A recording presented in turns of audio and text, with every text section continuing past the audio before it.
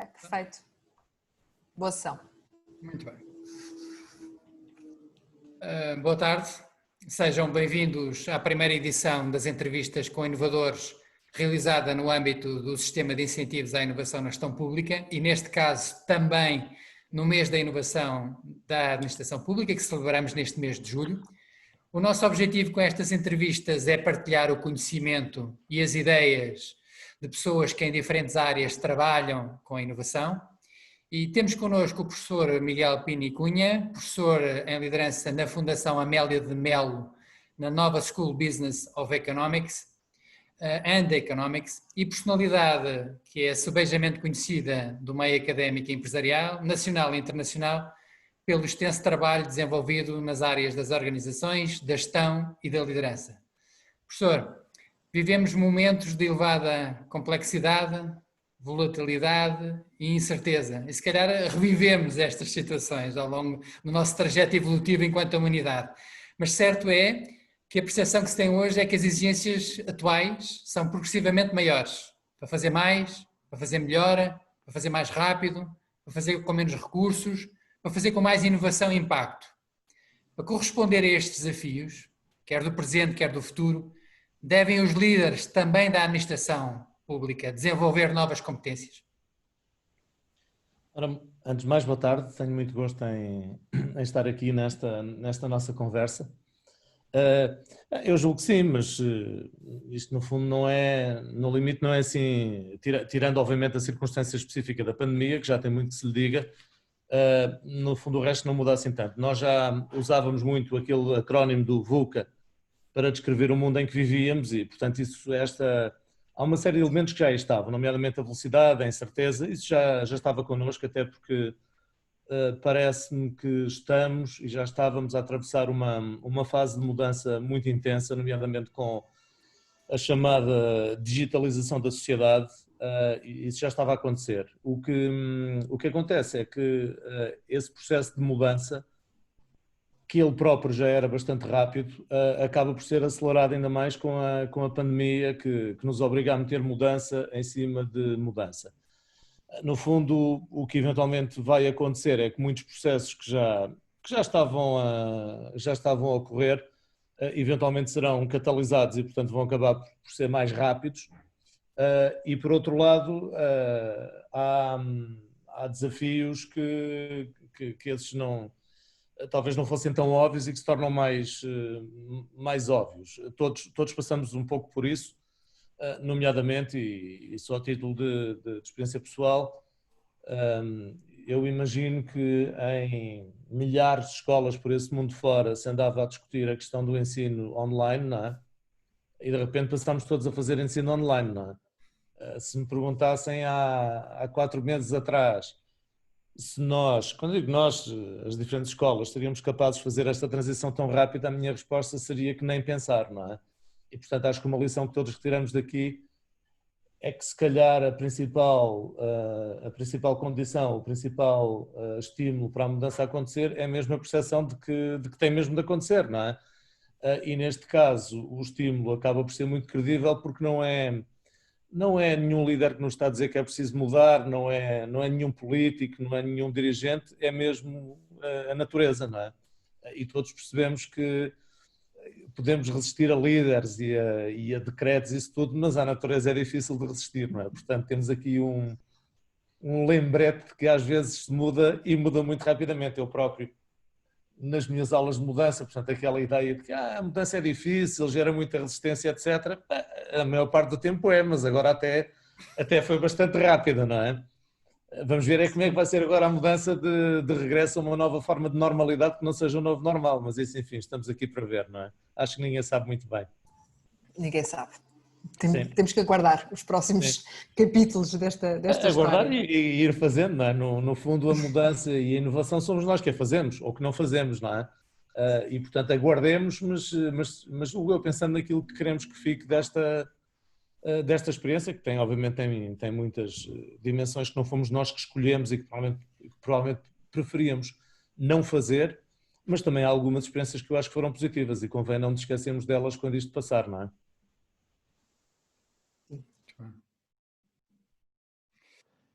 Elsa, neste momento, está com a imagem, mas vamos continuar. Professor, mas estamos a falar então das mesmas competências, de outras competências, de níveis diferentes?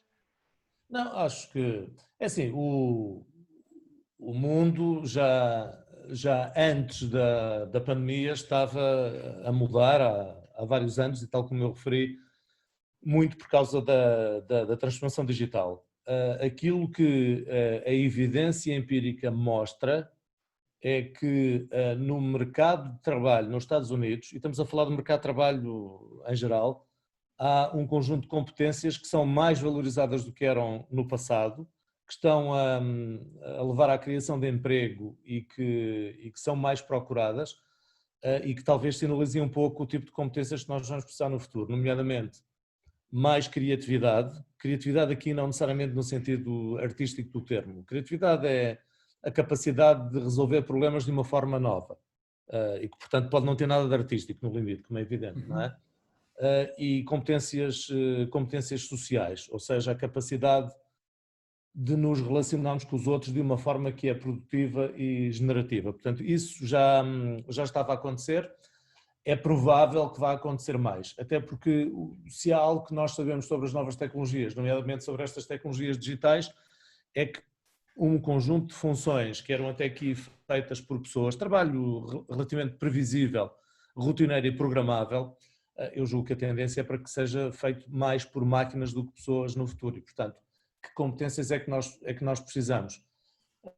Eu imagino que se for por aqui que vamos precisar destas competências, como é que podemos ser mais criativos, encontrar soluções novas para problemas novos e antigos e, sobretudo, como é que podemos criar o tal tipo de competências sociais que nos ajudam a ser mais criativos, porque, evidentemente, a criatividade não é apenas um traço pessoal, todos nós podemos ser criativos desde que estejamos no ambiente certo e, portanto, eu julgo que um desafio mais importante no futuro é, nomeadamente para quem lidera organizações, é como é que vamos ser capazes de criar ambientes de trabalho em que a criatividade seja mais comum, porque tal como eu digo, imagino, e os dados estão aí para mostrar, muitas destas competências de trabalho mais repetitivas, mais rotineiras vão ser automatizadas tanto quanto possível. Professor, liderança inovadora ou liderança da inovação? Precisamos de líderes que eles próprios mais fora da caixa ou precisamos de líderes que consigam fazer acontecer a inovação? Se calhar precisamos das duas, não é? Para fazer acontecer a inovação, se calhar precisamos de líderes que liderem pelo menos de uma forma diferente daquilo que ainda acontece muito nas nossas organizações. Ou seja, a ideia de que liderar é sobretudo comandar.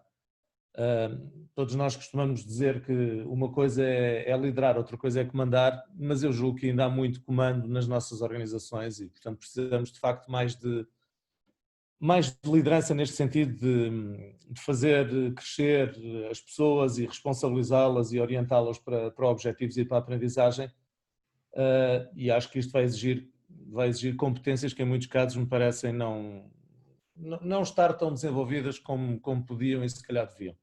Ou seja, eu julgo que ainda continuamos a ter organizações muito hierárquicas.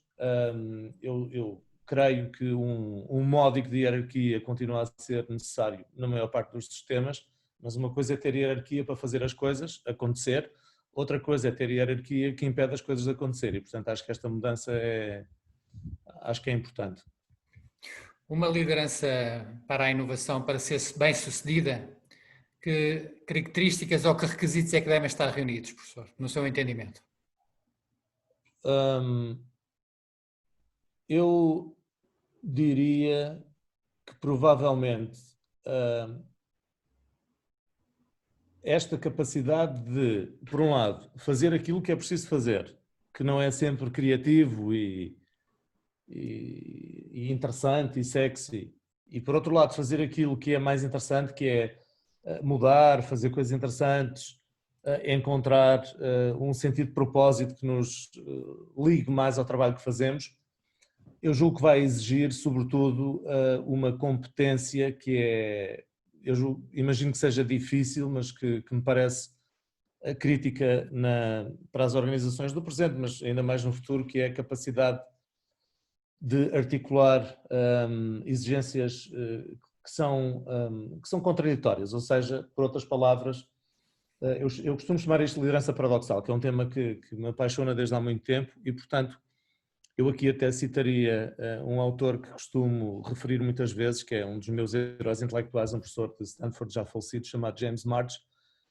que dizia que um bom líder é uma mistura de poeta e canalizador. Poeta no sentido em que nos dá o tal lado mais criativo e inspiracional, mas a poesia sem capacidade de fazer as coisas também não serve de muito e, portanto, temos de ser capazes, por um lado, de libertar este potencial de inovação e de criatividade, mas, por outro lado, também fazer as coisas acontecer. E esta combinação é difícil porque, tipicamente, como todos sabemos, as pessoas que têm a veia mais desenvolvida no lado poético normalmente não são tão bons na parte de execução, não são tão interessados por essa parte e vice-versa, mas eu julgo que a competência em grande parte passará por aí. Se for a mesma pessoa a fazer as duas coisas, ótimo. Se não for, então provavelmente vamos ter de reimaginar a liderança como sendo um processo mais partilhado, como co-liderança do que tem sido até aqui, em que nós, no limite, assumimos que a mesma pessoa tem de ser capaz de fazer bem uma coisa e o contrário dessa coisa. Há casos em Portugal e fora de organizações que fazem bem esta gestão, não por terem uma pessoa que se desdobra nestas duas atividades, mas por terem duas pessoas que entendem que a liderança é um trabalho de equipa, o que é algo que ainda hoje me parece um bocadinho desvalorizado, na medida em que nós continuamos a associar a liderança ao trabalho de um líder, mas no limite não tem que ser assim. Uma equipa com competências complementares.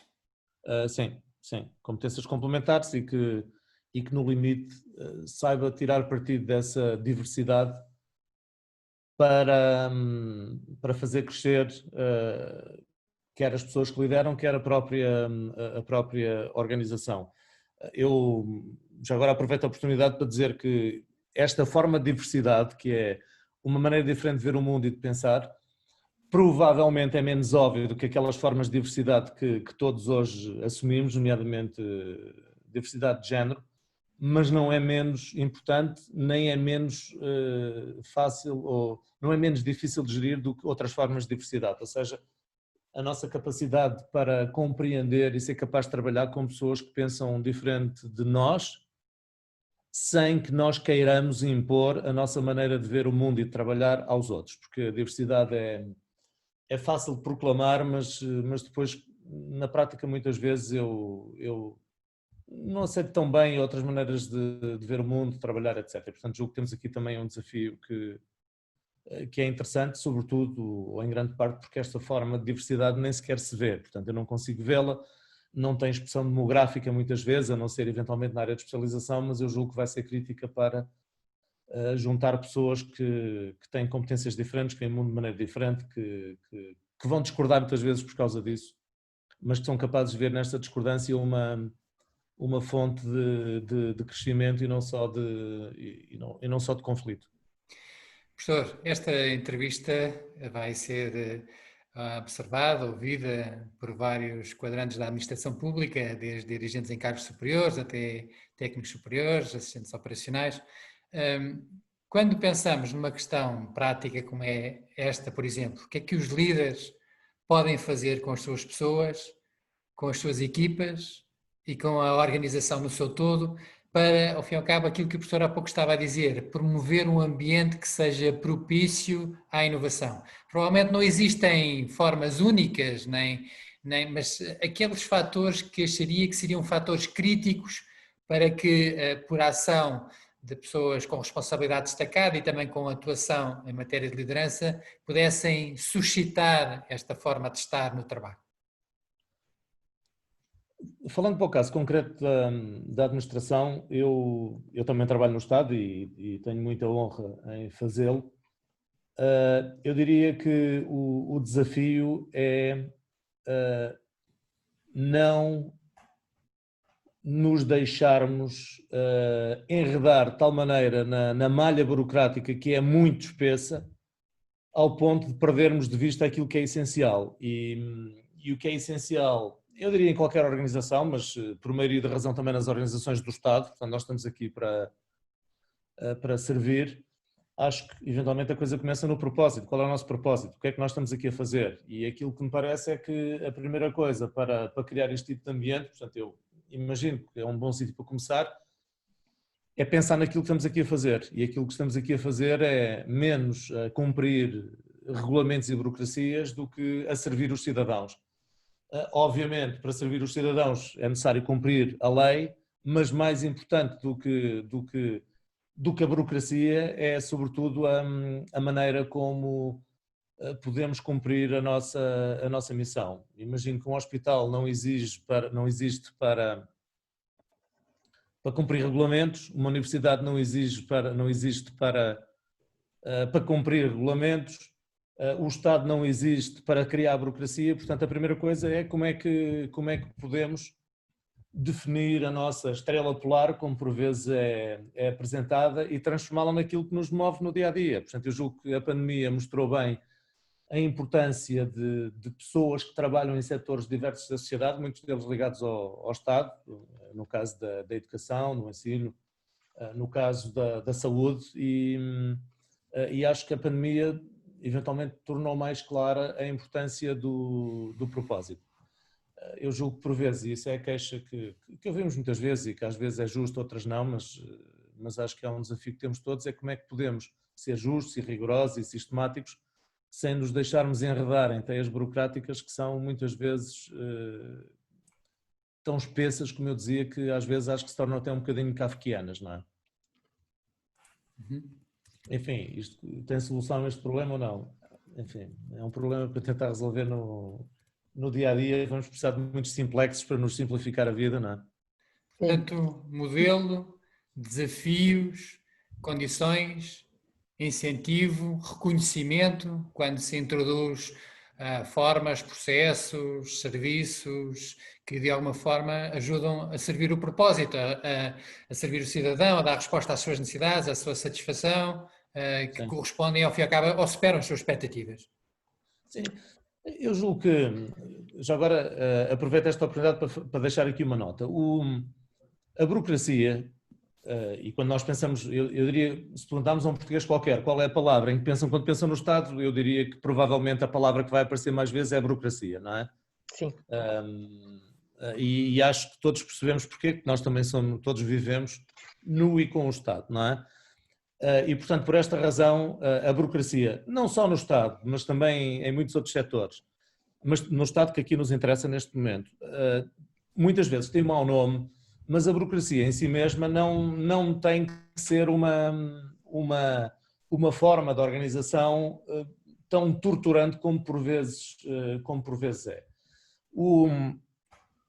Há um trabalho feito por um autor americano chamado Paul Adler que faz uma distinção que eu julgo que é interessante para nos ajudar a perceber de que é que falamos quando falamos de burocracia. E o Paul Adler distingue dois tipos de burocracia. Aquilo que ele chama a burocracia coerciva, em que a ideia é eu tenho uma regra para obrigar as pessoas a fazer aquilo que a regra diz, e depois há o que ele chama uma burocracia capacitadora, que diz que eu tenho uma regra para me ajudar a fazer melhor aquilo que tenho de fazer. A diferença entre estas duas abordagens é que na primeira a regra está mais ou menos escrita na pedra e não se pode fazer nada que a regra não diz, e aí temos um grande problema porque temos todo aquele tipo de desculpas que todos já ouvimos, desculpas que muitas vezes nem sequer são desculpas, que são razões práticas, que é não posso fazer nada porque é o que diz a regra, o regulamento, etc. Depois há outra interpretação mais benigna da burocracia que diz que eu tenho uma regra, mas a regra pode ser revista e mudada para me permitir fazer melhor o meu trabalho. A Toyota usa a burocracia desta forma e é por isso que a burocracia na Toyota é uma forma de melhoria mais do que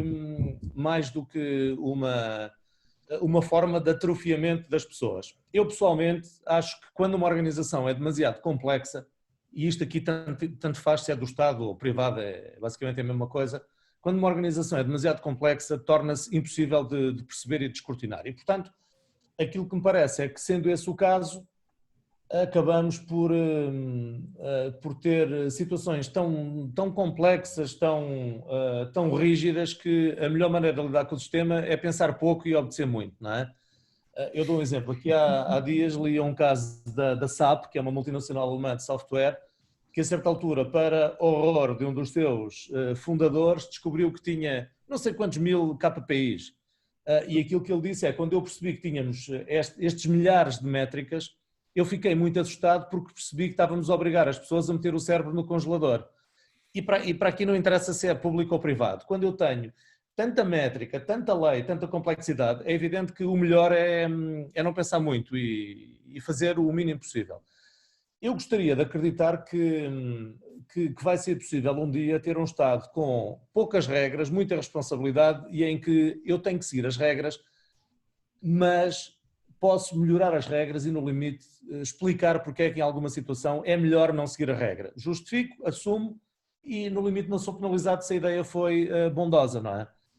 Esta é a minha utopia, porque eu tenho a ideia que isto nunca vai acontecer, pelo menos no meu tempo de vida, não é? Mas aquilo que me parece é que de facto, em alguns setores do Estado é possível encontrar formas em que o mérito é mais acompanhado e recompensado. É possível, em alguns setores de atividade, ter já técnicas de gestão mais sofisticadas, nomeadamente com sistemas de melhoria contínua. Eu acredito que é possível mudar a forma de gerir no Estado, sobretudo deixando à gestão aquilo que é da gestão e à política aquilo que é da política, não é? Mas o problema que temos é que isto muitas vezes mistura-se e quando assim acontece temos um fenómeno que é o de, em vez de andarmos para a frente e tentar melhorar aquilo que fazemos, andamos em ciclos de avanço e recuos que, como dizia o Tommaso de Lampedusa no Leopardo, muda muita coisa, mas fica tudo na mesma. Tudo mesmo. Eu julgo que aí temos um problema e há coisas que, talvez ingenuamente da minha parte, mas acredito que é possível encontrar maneira de nos entendermos sobre aquilo que queremos. Eu acho que todos queremos melhorar a educação, independentemente das nossas escolhas partidárias, todos queremos um sistema de saúde que funcione bem e que seja tão eficiente quanto for possível. Todos queremos uma justiça mais rápida, etc. E, portanto, eu gostaria de acreditar que um dia, independentemente do governo ser mais para cá ou mais para lá, seria possível estarmos de acordo sobre algumas destas coisas, não é? Provavelmente, como eu digo, é ingenuidade minha, mas acredito que reconhecer e recompensar as pessoas que têm melhores resultados, no meu entendimento, seria justo. Eu sei que é um tema que tem sempre uma componente política, como todos na vida, e acho que era vantajoso aceitar que as organizações do Estado devem ser geridas mais com base numa missão do que noutra coisa qualquer. E já agora dou até um exemplo, uma coisa que eu vi já há uns anos em Singapura e que nunca mais me esqueci, foi que passei à porta do Ministério da Educação de Singapura, obviamente não fazia a mínima ideia que era ali, nunca lá tinha estado, e uma coisa que me chamou a atenção é que o que estava escrito na parede do Ministério da Educação de Singapura era a missão do Ministério da Educação. E eu achei isso fantástico, não é? Porque isso lembra-nos o que é que nós estamos aqui a fazer. Quando eu entro no Ministério, eu sei o que é que estou a fazer. E acho que isso é uma forma de mostrar que mais importante do que tudo é a nossa missão. E acho que Singapura é um bom exemplo a seguir e com o qual podemos aprender qualquer coisa, imagino eu. Vou colocar aqui outra questão. Podemos afirmar que as organizações que mais inovam são aquelas em que a liderança assume o tema da inovação como prioridade dentro da sua estratégia global? Eu diria, as organizações que mais inovam são pelo menos dois tipos.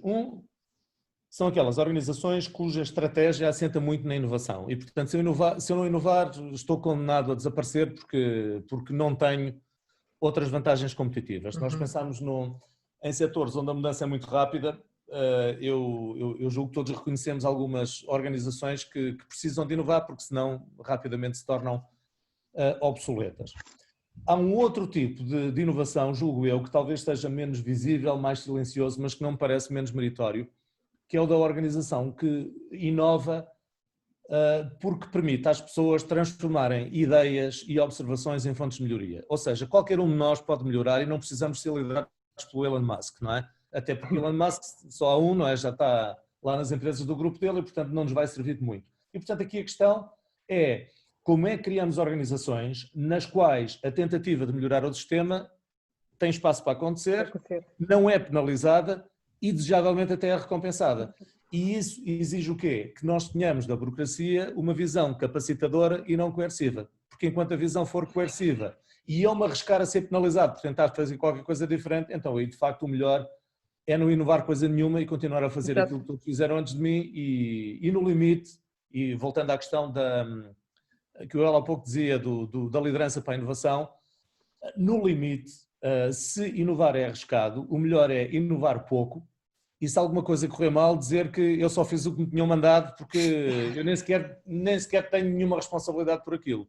É muito reconfortante poder passar a responsabilidade para cima, mas enquanto isto acontecer, acho que não vamos tirar partido das pessoas que temos e fala-se muito por vezes no talento e no capital humano, mas eu julgo que se for assim, são palavras bonitas para dizer, mas que não têm aderência nenhuma à realidade, porque na verdade aí continuamos a falar de mais do que talento, é de subordinados, não é? Portanto, aquilo que define o subordinado é ser um bom especialista em obediência, não é? E enquanto for assim também não acredito que vamos inovar muito, não é? Sim, cumprir e quanto menos arriscar melhor e não fazer ondas, não é? Sim, ondas. Portanto, não trazer algo de inovador, porque isso faz-nos questionar o que é que estamos aqui a fazer. Nunca fazer ondas. Questionar também não, porque quem questiona faz ondas, não é? Eu obviamente não estou aqui a dizer isto no sentido negativo, não é fazer ondas por fazer ondas, não é chatear por chatear, é ser capaz de ouvir os outros, mas em conjunto sermos capazes de discutir os assuntos uns com os outros e tentar melhorar o sistema. Portanto, não estou a preconizar nenhuma revolução no sentido de ser preciso uns campeões que trazem ideias contra tudo e contra todos de uma forma um bocadinho quixotesca. Não, na verdade estamos a falar da capacidade de assumir pequenas mudanças e de melhorar o sistema através desta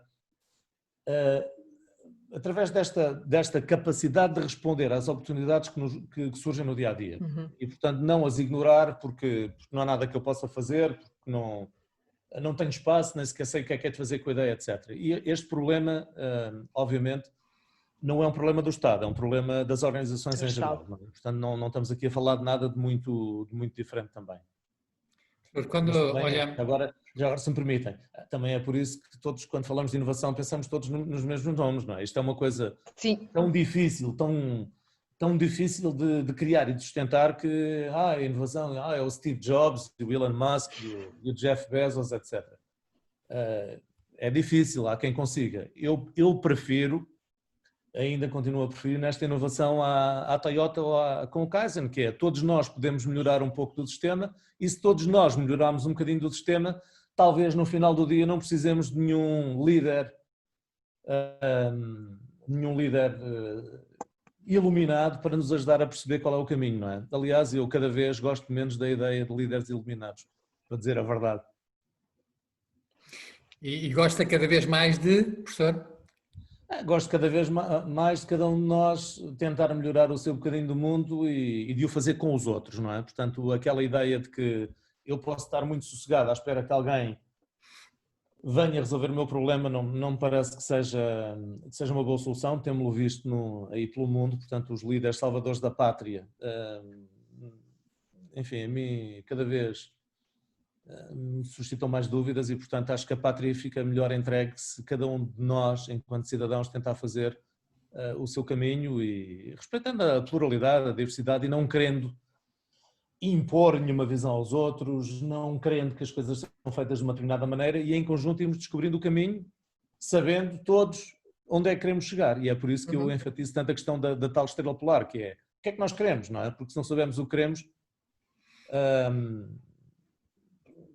não temos nenhum sítio para onde chegar, não é? No fundo, eu ontem estava a ler um artigo da Teresa de Sousa e ela usava uma imagem interessante em que dizia que um personagem num livro qualquer que saiu a cavalgar rapidamente em todas as direções.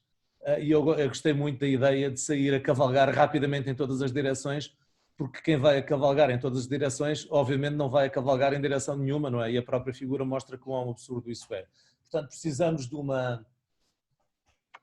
no fundo, de um propósito, aquilo que eu via no tal Ministério da Educação em Singapura, mas depois em conjunto temos de descobrir o que é que podemos fazer para melhorar, falando uns com os outros e aproveitando as pequenas oportunidades e acho eu, esperando, e isto é particularmente importante no caso do Estado, esperando que as soluções não tenham que ser as mesmas em todo o lado, porque eu imagino que organizações diferentes, em setores diferentes de atividade, em partes diferentes do país, lidando com diferentes comunidades, vão precisar de respostas diferentes. Respostas diferentes, claro. Nem me parece que seja possível de outra maneira, não é? E é isto dá-me aqui a ponte para a minha questão seguinte, que é ainda um bocadinho também da forma como começámos, sobre as competências da liderança. Considera que essas competências de liderança devem ser adquiridas ou são substancialmente adquiridas através do conhecimento académico, ou elas podem, ou devem, ou são transmitidas através da formação mais especializada e de uma formação profissional ao longo da carreira? Essa é a pergunta mais feita, provavelmente, na área, não é? Exato. Assim, eu tenho É a pergunta de 1 milhão. É a pergunta de vários milhões, não é? Exato. Eu tenho a ideia de que a resposta está nos dois lados, não é? Portanto, eu costumo dizer nas minhas aulas, costumo dizer que ninguém aprende a ser líder numa sala de aula. E digo com franqueza, estando numa sala de aula, não é? Portanto, o ponto é, então se não se aprende a liderar numa sala de aula, então para que é que estamos a falar do assunto na sala de aula? Eu acho que não se aprende a liderar, mas aprende-se eventualmente a pensar no assunto, aprende-se a partilhar experiências com pessoas que pensam diferente de nós, aprende-se a dar nomes às coisas, para-se para pensar. Eu acho que tem um conjunto de vantagens que provavelmente não são substituíveis, não é? Agora, o desafio está em tirar essas ideias e essas reflexões da sala de aula para as fazer acontecer no local de trabalho no dia-a-dia, não é? O que é que fazemos com o conhecimento que temos, não é? O que é que fazemos com o conhecimento que temos? E a resposta no limite é nada, não é? Portanto, eu aprendi muita coisa, mas não faço nada com essas coisas. Não aplico nada. Não aplico nada. Isto é uma coisa muito comum. Outro dos meus heróis, o Jeffrey Pfeffer, tem um livro com o Robert Sutton que se chama The Knowing Doing Gap, ou seja, o hiato que existe entre o que sei e o que faço, não é? E muitas vezes nós sabemos muitas coisas que não aplicamos, ou seja, eu sei coisas que não aplico e aplico coisas que vão contra aquilo que sei, não é? E, portanto, eu diria que o desafio aqui é como é que chegamos àquele estado que alguém já definiu um dia como o do praticante reflexivo. Eu faço, mas penso no que faço, de modo a alimentar a minha prática com o meu pensamento. E eu espero, e voltando à questão da pandemia, que este momento de interregno que todos vivemos possa levar-nos a descobrir que houve coisas que nós fazíamos, mas que não temos de fazer. O tempo que se perdia em reuniões, que podem ser feitas à distância, a quantidade de papéis necessários para tomar decisões que agora foram feitas com muito mais agilidade. Eu julgo que se conseguirmos manter isso depois de passar a pandemia, vamos poupar muito dinheiro ao Estado e vamos poupar muito desconforto a nós próprios, sem perder nenhum rigor naquilo que se faz. E, portanto, respondendo à pergunta, onde é que aprendemos? Acho que aprendemos no dia-a-dia, mas de vez em quando penso que é importante parar para pensar, e não tem de ser só na sala de aula, é ler sobre o tema, portanto, e sobre outros temas. Acho que... E sermos confrontados com outras formas de pensar sobre aquilo que nós julgávamos muitas vezes certo. Sim. E às vezes ler, nem que seja só para perceber que aquilo que fazíamos intuitivamente aparentemente tem sustentação empírica, para ver como é que alguém passou por uma situação parecida com a minha. Acho que não devemos ser dogmáticos nem num caso nem no outro. Eu não acho que tudo o que importa se aprenda na universidade, portanto acho que seria presunçoso dizê-lo, mas também não acho que a escola da vida chegue para substituir, ou a universidade da vida chegue para substituir a universidade formal, portanto acho que também não iria nem tanto ao mar nem tanto à terra, não é? Professor, retivemos foco no propósito e no essencial, criar alinhamento e promover compromisso, trabalhar colaborativamente e numa organização que seja funcional e que seja consequente para a inovação.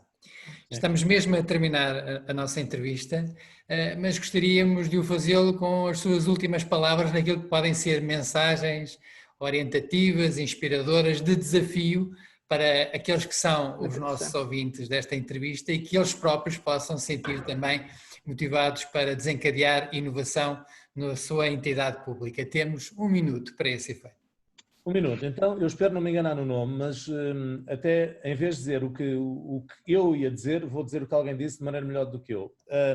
Li esta semana uma outra entrevista com uma professora, julgo que o nome dela é Isa Gomes, mas se não for, peço desculpa que não estou aqui com o papel à frente, e ela dizia uma coisa que eu acho que é um exemplo para todos nós. Portanto, era uma professora do ensino público, e ela dizia que eu não dou aulas, eu tento ajudar os miúdos a querer aprender mais. E acho que, no fundo, é isto todo que nós temos de fazer, que é não ver o meu trabalho como aquilo que eu faço, mas ver o meu trabalho como algo que tem um propósito que deve ser alcançado, e assim é a razão de ser do meu trabalho. Não há nada pior do que professores que dão aulas e não há nada pior do que pessoas que fazem aquilo que fazem sem saber exatamente porque é que o estão a fazer. E, portanto, acho que o exemplo desta professora é um exemplo para todos nós. Portanto, trabalhamos com um propósito mais do que num emprego. E se conseguimos fazer isto, eu acho que vamos ter um país melhor e vamos ter mais felizes a fazer aquilo que temos de fazer. E, portanto, agradeço a esta professora a mensagem que nos deixou. Professor Miguel Pinho Cunha, muito obrigado pela sua participação nesta primeira edição de entrevistas com inovadores e pela sua partilha de conhecimento e testemunho, e esperamos vê-lo numa próxima oportunidade. Obrigado uma vez mais. Obrigado. Até breve. Muito obrigada.